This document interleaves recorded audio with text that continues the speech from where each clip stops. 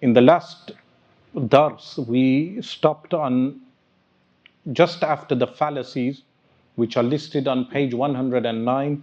These were 7 fallacies which people who misinterpret ashratu sa'ah, the signs of the end of times, they fall into. We covered a few examples.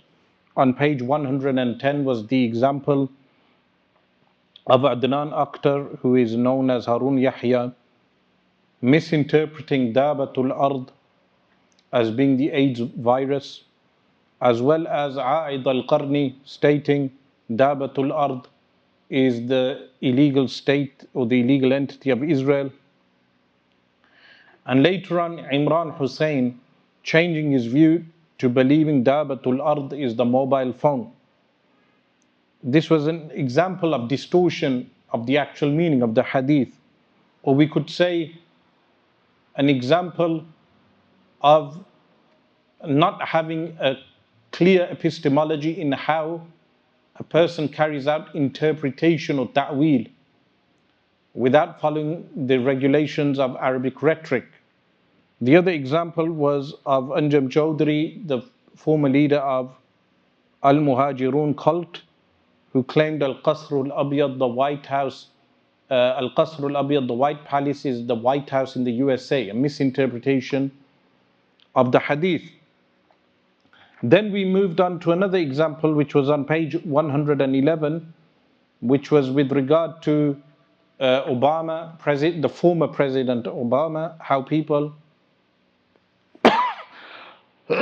misinterpret the hadith of the African in the end of times who will break the Kaaba brick by brick. Now we reach the example of Harun Yahya, of Shaykh Imran Hosein of Trinidad. What I mentioned on page 112 is that the second fallacy and flawed methodological practice I mentioned earlier is that of taking one hadith in isolation while ignoring numerous other narrations on the same subject matter.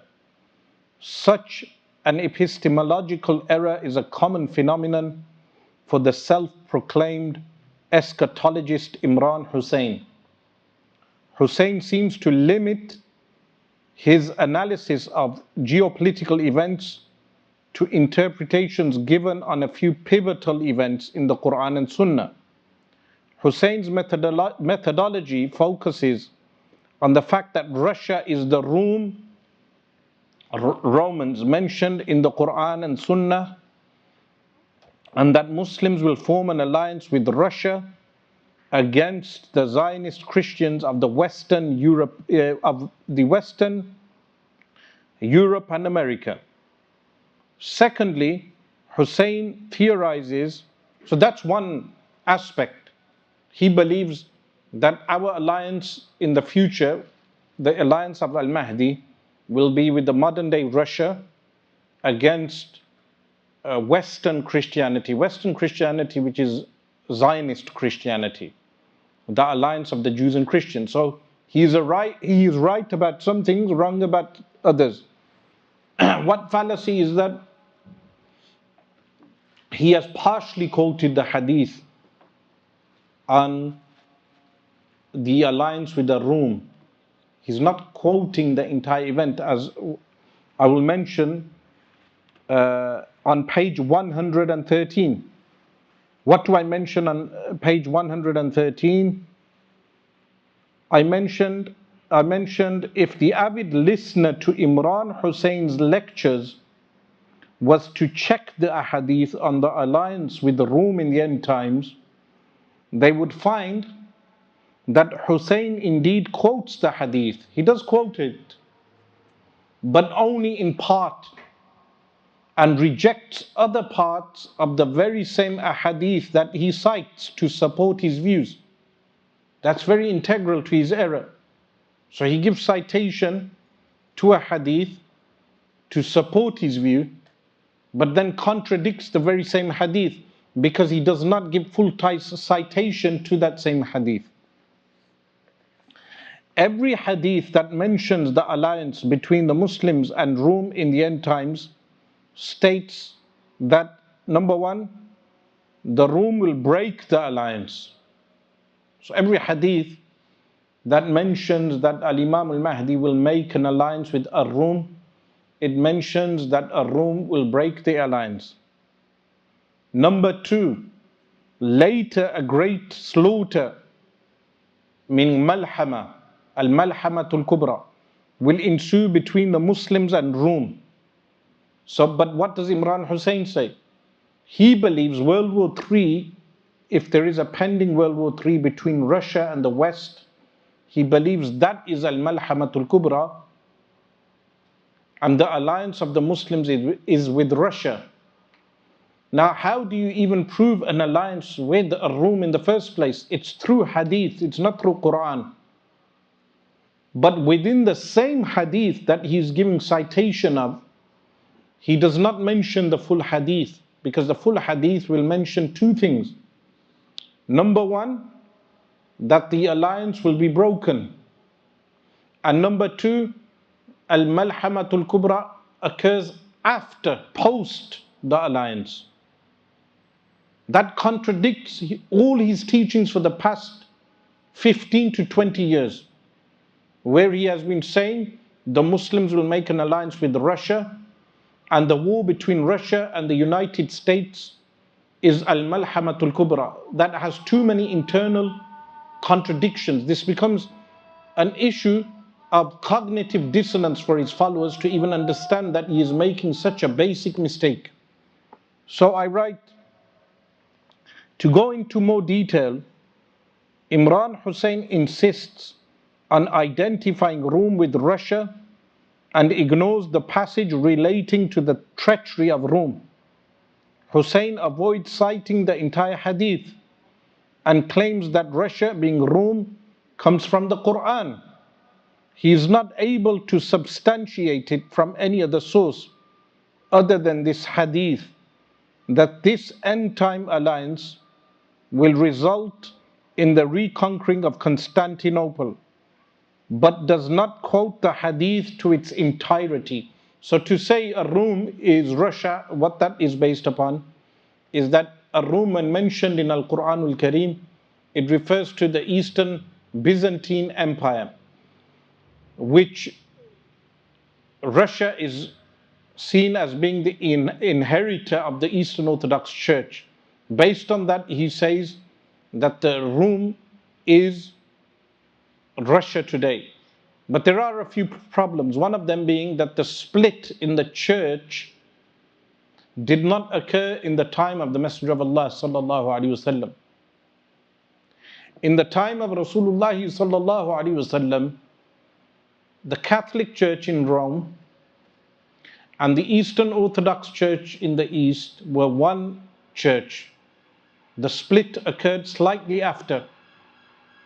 So the church in general is referred to as a Rome, whether it's the Catholic Church or the Eastern Orthodox Church.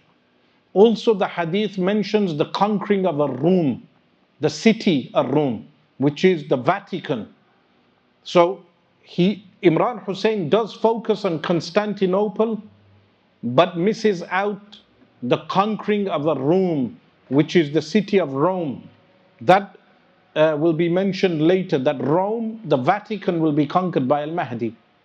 Hosein also believes that the Muslims and the Russian Orthodox Christians will go to war against Europe and the USA, whom he designates as the ungodly allies of the Zionist Jews, which is true. That aspect is truthful.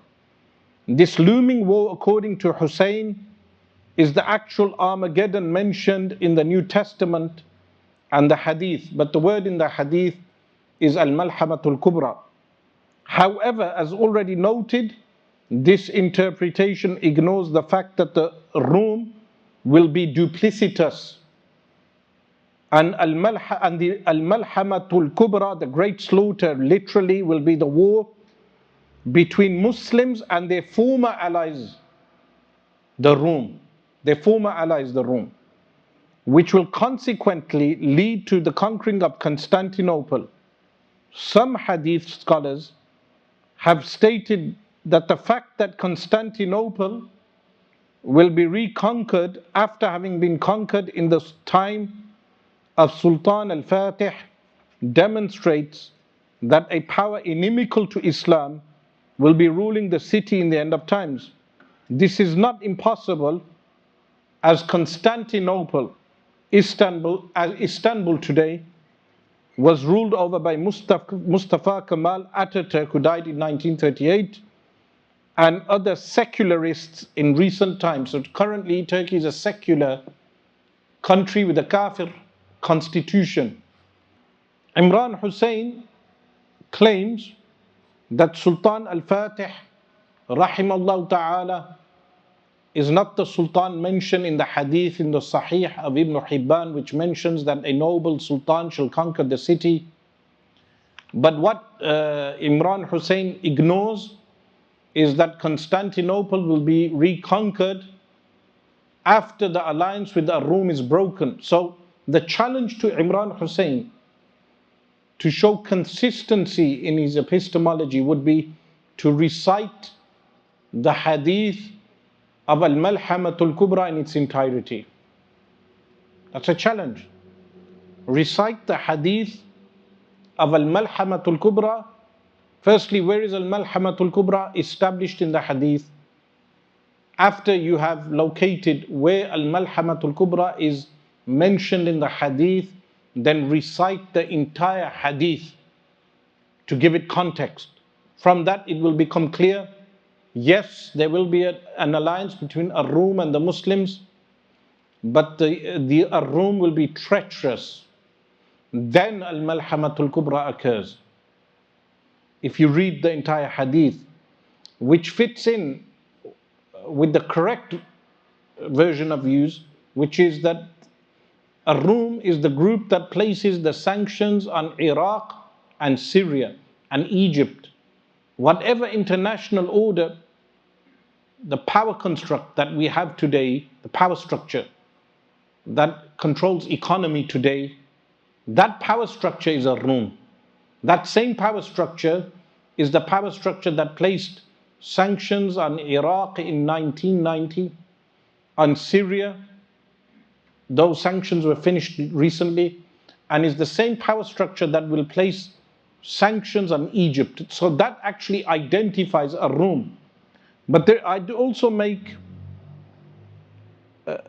additional points with regard to Sultan Muhammad al-Fatih, Vladimir Putin, and the Eastern Orthodox Church, with regard to how Imran Hosein sees and views that alliance. Now, he is not wrong in saying Russia and Eastern Orthodox Christians are closer to Muslim ideologically. He is not wrong in saying that, while Zionist Christians are furthest away from Muslims. Where is the mistake? The mistake is in saying that if there is an alliance between Muslims and Russia today, that alliance is the alliance of Al-Mahdi with the Rum. That's false. That will come about in the future. He is also wrong in saying Al-Malhamatul Kubra is the war that takes place between Russia and the West. That is not Al-Malhamatul Kubra. So this is misinterpretation. I also make a reference to his interpretation of Yajooj and Majooj. Now, with regard to his interpretation of Yajooj and Majooj, what that would entail,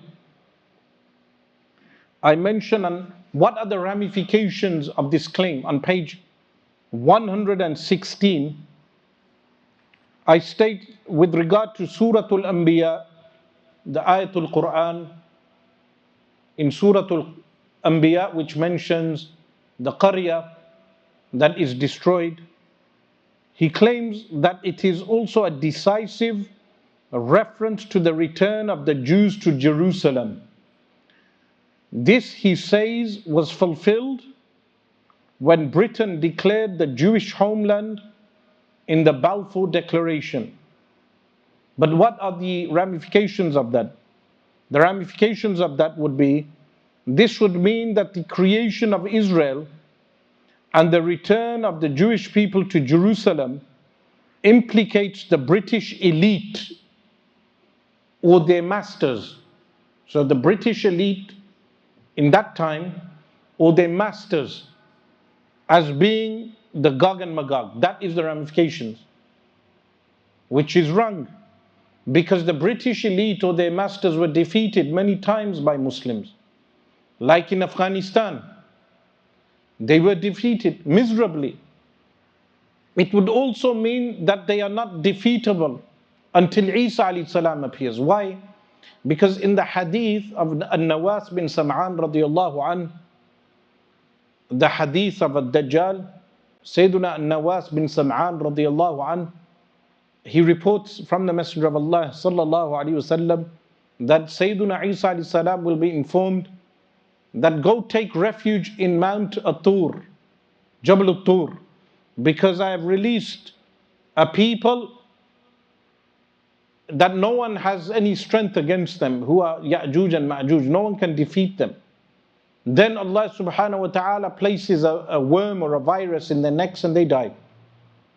That would mean the elite or those people who created what is known as the State of Israel are not defeatable today, which is false.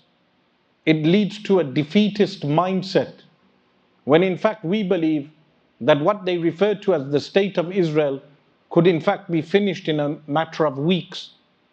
If the Muslims had the strength of Iman and the willingness, what they refer to as the State of Israel could be finished within a matter of weeks.